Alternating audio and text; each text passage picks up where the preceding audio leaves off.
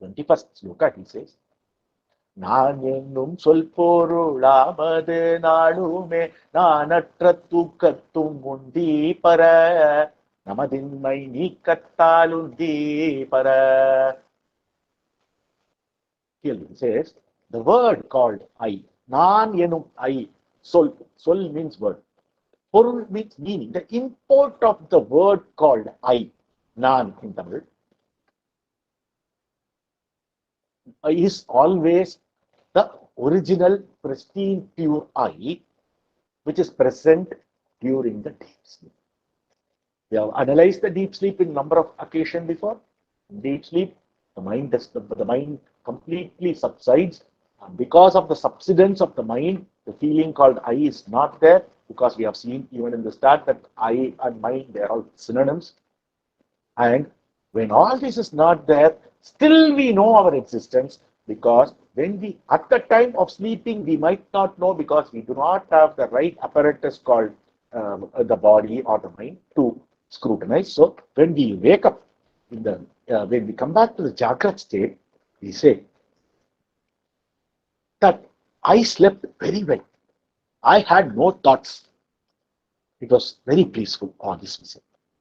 So a continuation of that I should have been there in some form, and that form is the real you or me. That is where we are driving at. In sleep, this is the example of sleep. So in this sloka, he says, actually we say I use this I at least thousands of times every day, whether directly, explicitly using the sound called I, or implicitly by meaning that it was me.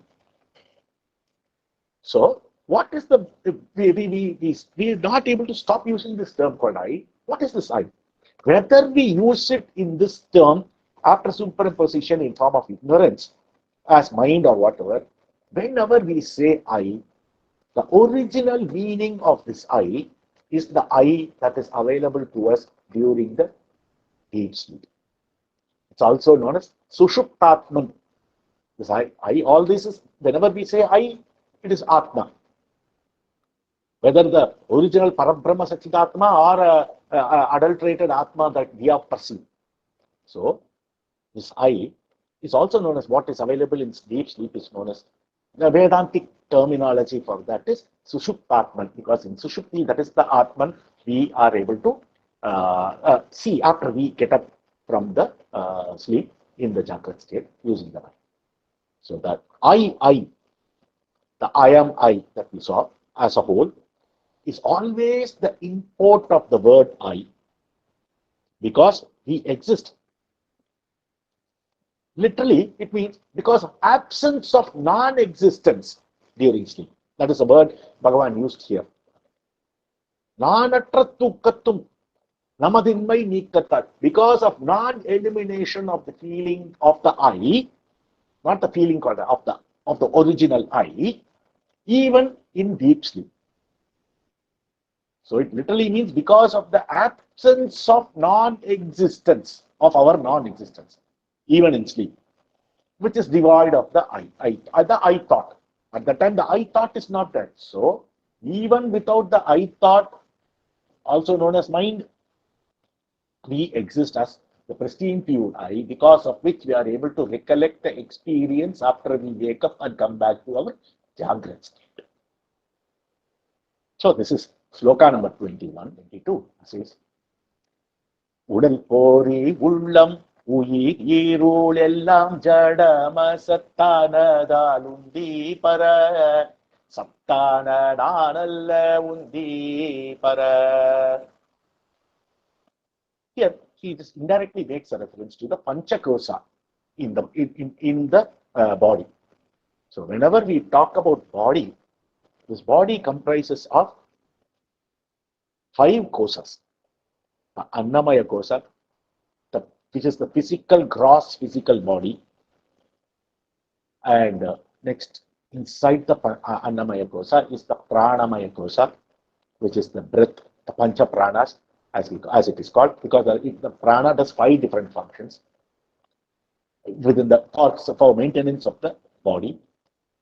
like for blood circulation, for blood purification, for assimilating the content of food taken into various parts of the body, and such other activity.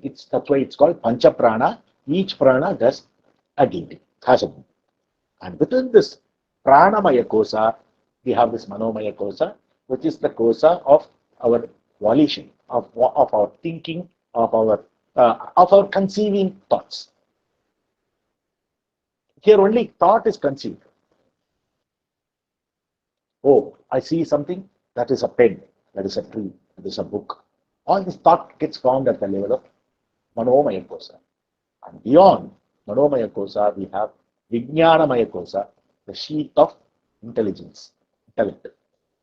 And this is where decisions are made.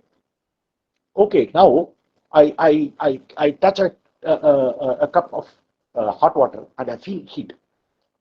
Now, this Vijnanamaya kosha is what? Don't touch it. A decision for all our action is issued forth at the level of Vijnanamaya kosha. And beyond the Vijnanamaya kosha, there is the kosha of darkness, dense darkness, which is what is seen in sleep. It's called Anandamaya kosha because it is full of Ananda because there is no mind. When there is no mind, Ananda is what results. Because only when mind is there, wants are there. Only when wants are there, the desire and fear is there, like in form of wants. Only when such a thing is there, the Ananda is going to be lost. Because we have to do this, we have to do that, there is obstacles. But in such a condition, there is Ananda going to be prevalent. But in the deep sleep, in the darkness of the sleep, since the mind is lost, it is full of bliss. That is why it is called Anandamaya kosha. It is also called as the causal body, Karana Sarira, because it's only from that state again we come back to the waking state. Everything opens up. So it is a cause. It is a doorway. It is a gateway for all the other koshas. As we saw earlier, this Annamaya kosha and Pranamaya kosha can be categorized as the gross body. This Manomaya kosha and Vijnanamaya kosha will be categorized as a subtle body. And this Anandamaya kosha as a causal body. Gross body, because we know the body, the existence of the body, it is there. We are able to feel it, touch it, transact with it. Pranamaya kosha also can be in either in a subtle body or in gross body, but it depends on how you want to take it. Like if you see, I'm able to see the breath. I mean, not with the eye, but I'm able to feel the breath. So it is gross enough for me to put it in gross body. But the mind and Vijnanamaya kosha are subtle. You cannot grossify them, so we call it a subtle body. And the Anandamaya kosha is full of bliss at that time. And we call it. So in this sloka, 22nd, Bhagavan says, Udal, Porul, Udal, Puri, Ullam, Uyir, Irul. These are the 5 words. Udal means body. Puri means mind, or literally senses, all the senses. Uyir means breath. Ullam means intellect. Irul means the darkness. So all the koshas, like body, mind, intellect, breath, and the darkness or ignorance that remains in deep sleep, are all insentient. They don't have any form of chit in them. They are jata. They are unreal, asat. And so they are not a real I. So this is one of the elimination marga that is normally used in Vedantic Panchakosha Viyam, as it is called, the elimination of all the 5 sheaths, starting from gross to the starting from Annamaya kosha to Annamaya kosha. So Bhagavan gives us from the point of view of Vedantic teaching, he teaches us that none of this are us. So they are worth eliminating. So he goes to sloka. Here, from here on, from 16 to 20 are practicable approaches. These are a little theoretical knowledge that we need to know in order to practice the 16 slokas, the import of sloka 16 to 20 thoroughly. We have to have these background.